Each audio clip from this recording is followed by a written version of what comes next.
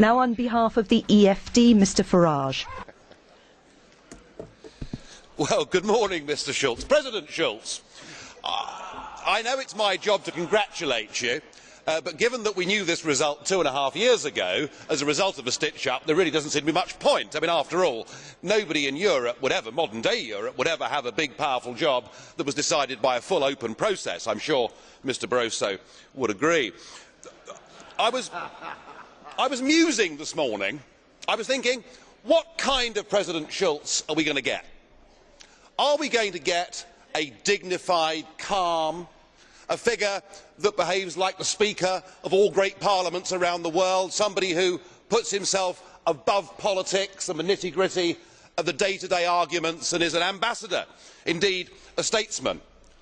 Or are we going to get the Martin Schulz we've got to know since 2004 as leader of the Socialist Group? You know the one I mean: snarling, angry, unable to control his temper, intolerant of anybody with an alternative point of view, somebody who is contemptuous when in free referendums people have the temerity to vote no, somebody who is anti-British to his fingertips and doesn't like free markets. I was wondering which one would we get. Well, your opening speech has settled that question for me, and it's pretty clear. We're going to have 2.5 years of political fanaticism from the chair. And I have to say, only a third world country, only a banana republic would want to have an overtly political president of a parliament.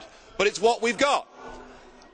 I may represent the smallest group in this parliament, Mr Schulz, but I can tell you that it's a group whose ideas and whose views are now being echoed by a growing number of citizens right across this continent. I'm sure you'd agree. The opinion polls show it's kind of 50-50 whether people think this EU is a good thing or a bad thing.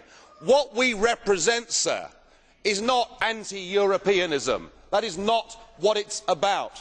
We believe in nation-state democracy. We want a Europe of trade. We want a Europe of cooperation. We want a Europe that is responsible. We don't want a Europe that seeks to be a global superpower. We don't want a Europe run by Mr Barroso and the Commission and the so-called community method. And I will do my very best to provide political opposition to your presidency over the course of the next 2.5 years, and I hope you give us a fair hearing. Thank you. Vielen Dank.